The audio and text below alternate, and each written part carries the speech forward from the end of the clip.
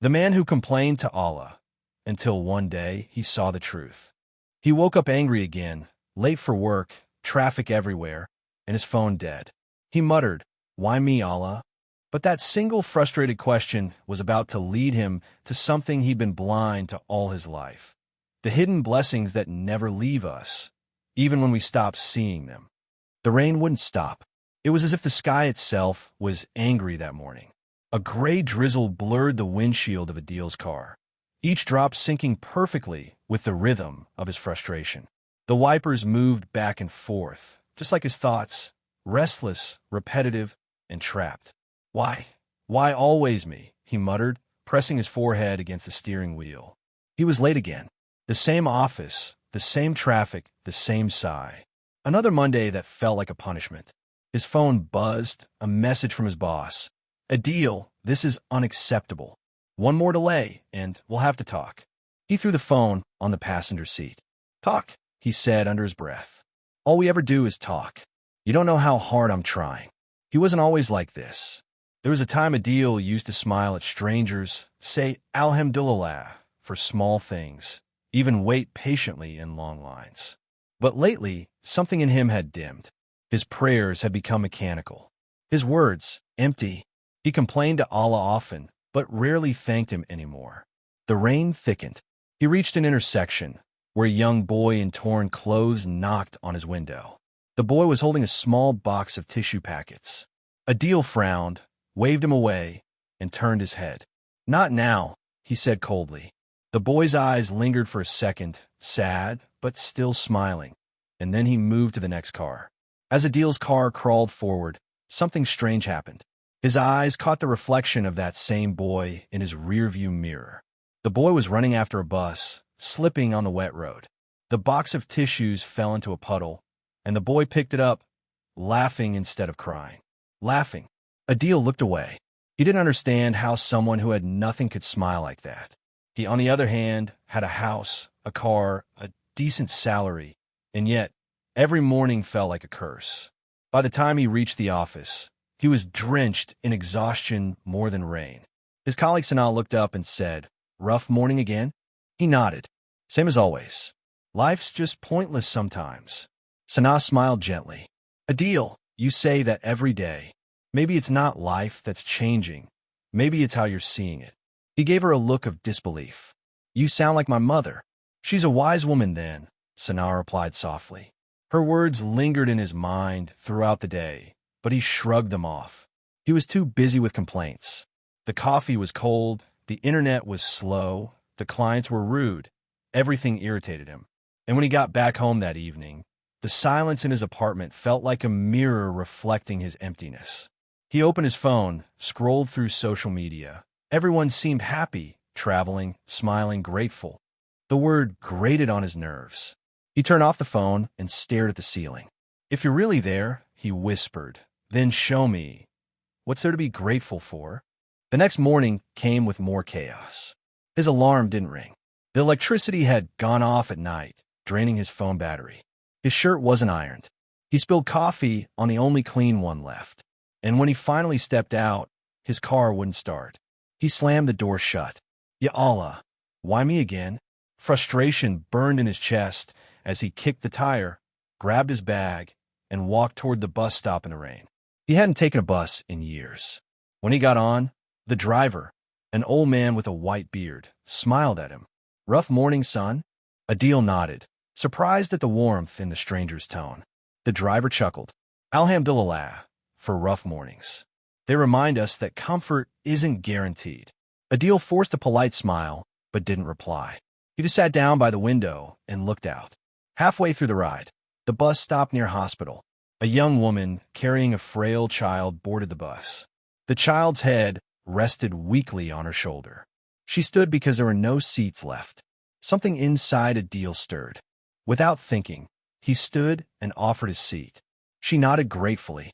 The boy looked up at him with tired eyes and whispered, "Thank you, uncle." That one small thank you hit Adil like lightning. His chest tightened. For the first time in months, he felt something he couldn't explain, peace. He got off the bus a few stops early, unsure why. He walked in the drizzle again, this time slowly. Every step felt heavier with realization. The boy in the rain yesterday, the driver's smile, the child's thank you, they were like tiny arrows piercing through the fog around his heart. He looked around. The city was alive. A shopkeeper greeting customers with a grin, a delivery man sharing his umbrella with a stranger, birds perched under an awning shaking off rainwater.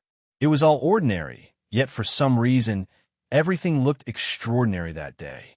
He stopped at a small roadside tea stall. The owner, an elderly man with bright eyes, handed him a cup. "Looks like the rain won't stop today," the man said cheerfully. Adil nodded. "Seems so." The man smiled. "Still, alhamdulillah. The rain feeds the earth, and the earth feeds us. Even when it ruins a few shoes, it's still mercy." Adil sipped his tea, silent. He could feel something softening inside him.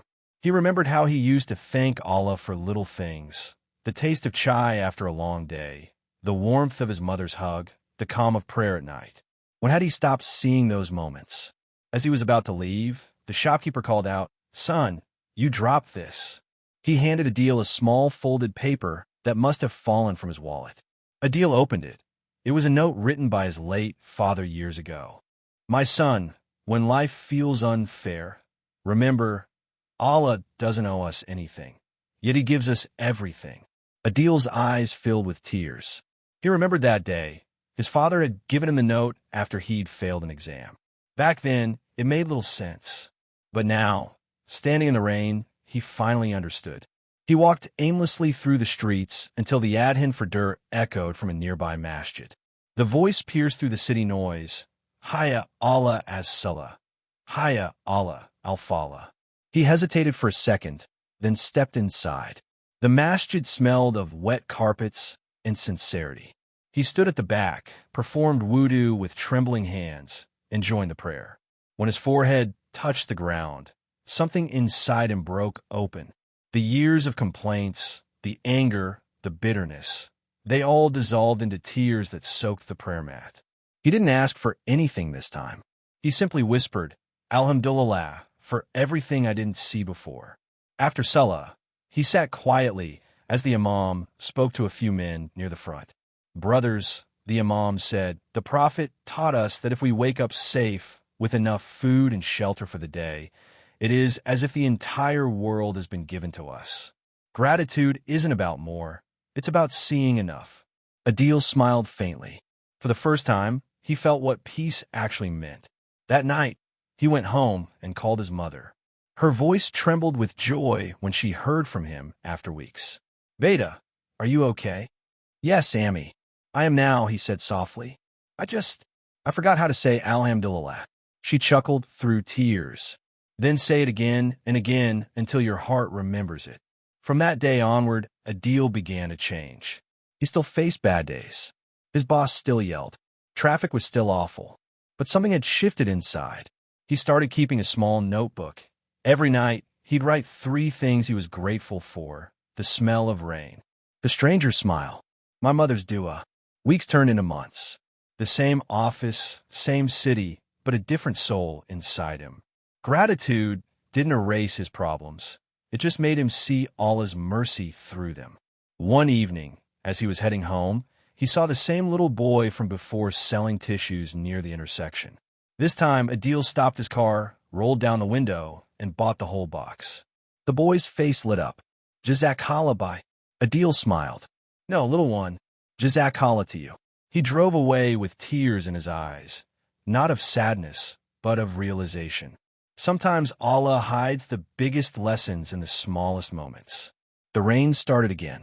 This time, he didn't complain. He rolled down his window, let the drops hit his face, and whispered with a trembling voice, "Alhamdulillah, for the rain, for the waiting, for the lessons, and for you, ya Allah, always you."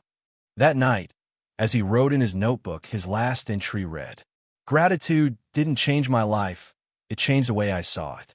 And through that, Allah changed everything." And for the first time in years, Adil slept peacefully. Not because life had become perfect, but because his heart had finally learned to see perfection in what Allah had already given. He complained to Allah every morning, until one rainy day, Allah showed him what he'd been blind to, the hidden blessings behind every hardship. Sometimes, the biggest miracle isn't when Allah changes your situation. It's when He changes your heart.